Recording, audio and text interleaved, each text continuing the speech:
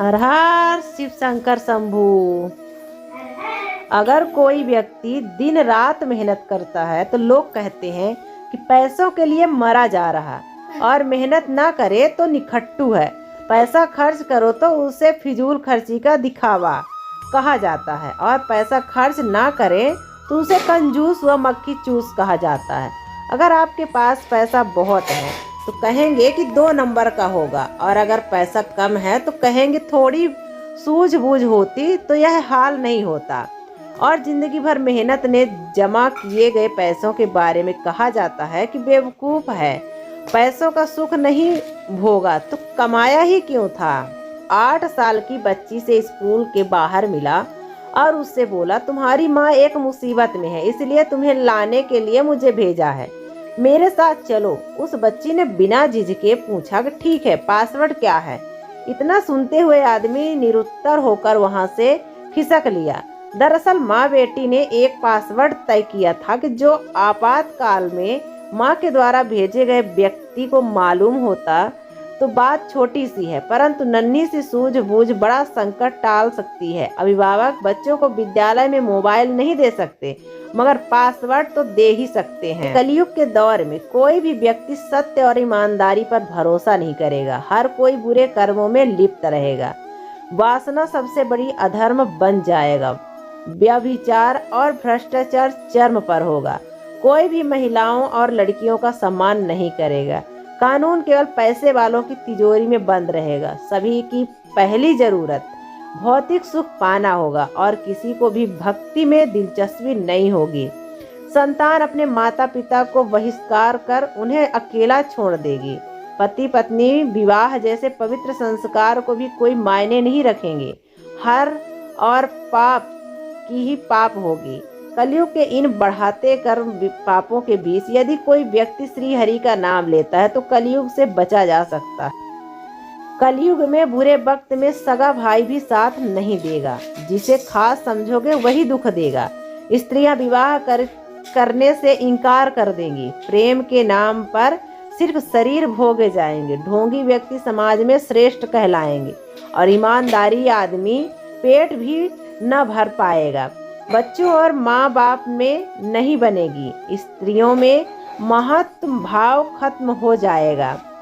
सच बोलोगे तो आपकी जान भी लेंगे। अजिम्मेदारी, लड़ाई, बेईमानी, धोखेबाजी से बचने के लिए लोग विवाह नहीं करेंगे। हर बात हर किसी को नहीं बताएं, क्योंकि हर व्यक्ति आपका भला नहीं चाहता है। शांत रहें, कुछ भी हमेशा के लिए नहीं होता। अकेले रहना सीखो, यहाँ कोई हमेशा के लिए साथ नहीं रहेगा। दूसरों पर ज्यादा निर्भर नहीं रहें, इससे आप दुख को खो देंगे। खुश रहने के बहुत सारे नियम हैं, बहुत सारी बातें हैं। कभी किसी से नफरत ना करें। इस सिंपल लाइफ जिए, दिखावा बिल्कुल ना करें। कभी भी किसी चीज की चिंता ना करें। शांत रहें, मन को शांत रखें। हर काम को उम्मीद के साथ करें। अपना हर काम खूबी से करें। कितनी भी मुश्किल स्थिति क्यों ना हो, फिर भी हमेशा मुस्कुराते रहो। हनुमान जी जब लंका गए तब मैनाक पर्वत ने उससे कहा कि हनुमान जी आप थक गए, थोड़ा विश्राम कीजिए। हनुमान जी ने जवाब दिया, राम काज कीन्हे बिनु मोहि कहाँ विश्राम है। अर्थात ये कि जब तक मैं राम जी का कार्य पूरा नहीं कर लूँगा, विश्राम नहीं करूँगा। जिंदगी का यही मंत्र है। जो कार्य आपके लिए सबसे जरूरी है उसे पूरा किए बिना कभी विश्राम मत करिए। कोई बदल जाए तो दुखी मत होना, क्योंकि बदलना प्राकृतिक का नियम है। जब जिंदगी में कुछ भी समझ ना आए तो सब कुछ परमात्मा पर छोड़ दो। परमात्मा से कभी कुछ बातें अब कुछ मत मांगो, क्योंकि वह जानता है आपको क्या देना है। बुरे समय में यह मत सोचो कि कौन साथ देगा, बल्कि यह सोचो कि अब कौन साथ छोड़ जाएगा। स्वयं पर विजय पाओ तो जीत हमेशा तुम्हारी होगी। ध्यान से ज्ञान पैदा होता है, और ध्यान के बिना ज्ञान खो जाता है। एक पल एक दिन को बदल सकता है। एक दिन एक जीवन बदल सकता है, और एक जीवन पूरी दुनिया को बदल सकता है। आप केवल वही चीज़ खोते हैं जिससे आप बंधे होते हैं। हम अपने विचारों से आकर लेते हैं, जैसा हम सोचते हैं वैसे हो जाते हैं। स्वास्थ्य सबसे बड़ा उपहार है, संतोष सबसे बड़ा धन और वफादारी सबसे सच्चा संबंध है। जीवन में हजारों लड़ाइयाँ जीतने से अच्छा है कि तुम स्वयं पर विजय प्राप्त कर लो, फिर जीत हमेशा तुम्हारी होगी। इसे तुमसे कोई नहीं छीन सकता। जो व्यक्ति थोड़े में ही खुश रहता है, सबसे अधिक खुशी उसी के पास होती है। फूलों की इच्छा रखने वाला सूखे पेड़ को नहीं सींचता। हर व्यक्ति के जीवन में एक लक्ष्य होता है, वह अपने उसी लक्ष्य को पाने के लिए प्रयत्नशील रहता है। इधर उधर की बातों में वह अपना समय नष्ट नहीं करता। परिश्रम बिना धन प्राप्ति नहीं होती है। बिना प्रयत्न किए धन प्राप्ति की इच्छा करना बालू में से तेल निकालने के समान है। धन प्राप्ति के लिए मनुष्य को एक निश्चित योजना के तहत कार्य करना पड़ता है, तभी वह धन प्राप्त कर पाता है। जो प्रयत्न नहीं करता, ऐसा आलसी व्यक्ति ही व्यर्थ है। जो प्रयत्न नहीं करता, बालू तेल में निकालने जैसी हरकत करता है। एक समय की बात है, गौतम बुद्ध किसी गांव के रास्ते जा रहे थे। उन्हें देखकर गांव के कुछ लोग उनसे पास आए और उनकी वेशभूषा देखकर उनका उपहास करने लगे।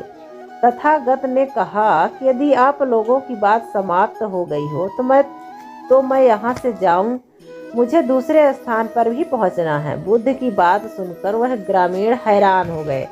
वह गौतम बुद्ध से बोले कि हमने आपका इतना अपमान किया और आप दुखी भी नहीं हुए। तब बुद्ध ने कहा कि मुझे अपमान से दुख नहीं होता और स्वागत से सुख भी नहीं होता, इसलिए मैं वही करूँगा जो मैंने पिछले गांव में किया था। एक ग्रामीण ने पूछा, आपने पिछले गांव में ऐसा क्या किया था?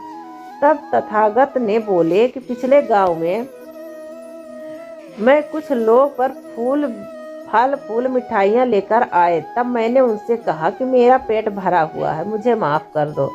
तब मैंने उन्हें वह फल लौटा दिए थे। इस तरह आपने मुझे अपशब्द भेंट दिए तो मैं वापस उन्हें लौटा रहा हूँ। एक संत और उनका एक शिष्य धर्म के प्रचार के लिए गांव-गांव घूमते थे। उन्हें एक गांव में रहते हुए काफी दिन बीत गए।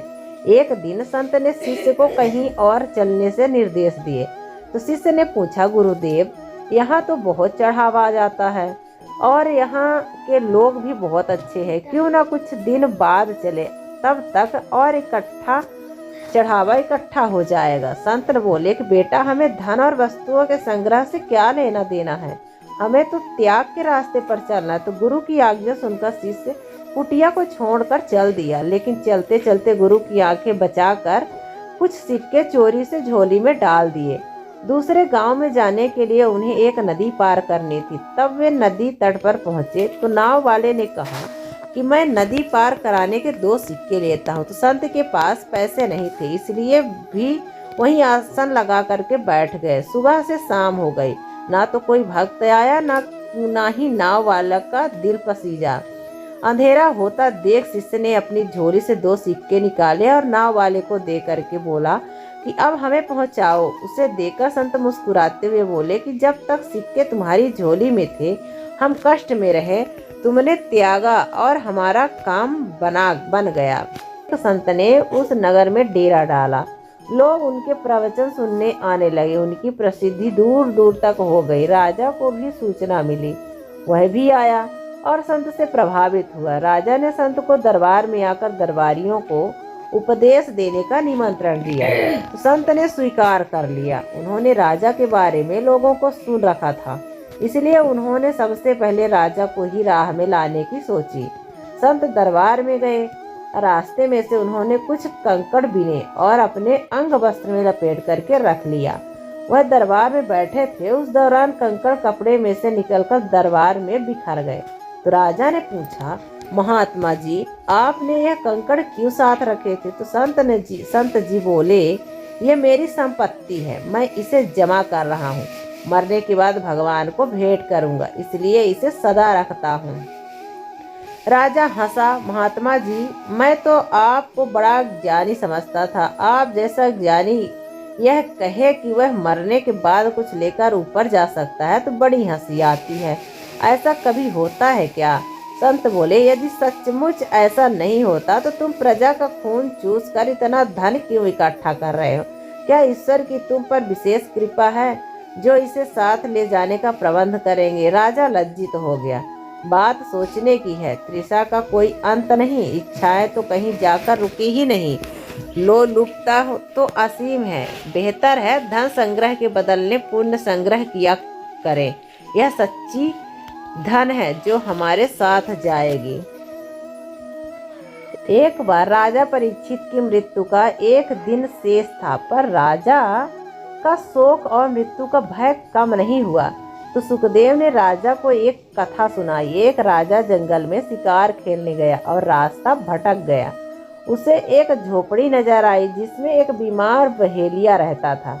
उसने झोपड़ी में ही एक और मलमूत्र त्यागने का स्थान बना रखा था और खाने के लिए जानवरों का मांस झोपड़ी के छत पर टांग रखा था। बहुत छोटी दुर्गंध युक्त झोपड़ी थी। राजा ने विवशतावश बहेलिया ने झोपड़ी में रात भर ठहरा लेने की प्रार्थना की। बहेलिया बोला, मैं भटके हुए राहगीरों को अक्सर ठहराता हूँ, पर दूसरे दिन वे झोपड़ी से जाना नहीं चाहते। मैं अब एक झंझट में नहीं पड़ना चाहता, इसलिए आपको नहीं ठहरना सकता। राजा ने उसे वचन दिया कि वह ऐसा नहीं करेगा, किंतु सुबह उठते उठते उस झोपड़ी की गंध में राजा ऐसा रच बस गया कि वहीं रहने की बात सोचने लगा। उसका बहेलिया से कलह भी हुआ।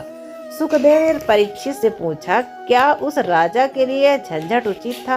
परीक्षित ने कहा कि वह जो बड़ा मूर्ख था, जो राजकाज भूल दिए और हुए वचन को तोड़ते हुए अधिक समय तक झोपड़ी में रहना चाहता था। आखिर वह राजा कौन था? सुखदेव ने कहा कि वह और कोई नहीं, तुम स्वयं हो। इस मलमूत्र की कोठरी यानी कि देह में जितना समय तुम्हारी आत्मा हो रहना जरूरी था, वह अवधि पूरी हो गई। अब इसे दूसरे लोग को जाना है। क्या अब भी मरने का शोक करना उचित है? परीक्षित ने मृत्यु के भय को भुलाते हुए मानसिक रूप से निर्वाण की तैयारी कर ली और अंतिम दिन का कथा श्रवण पूरे मन से किया।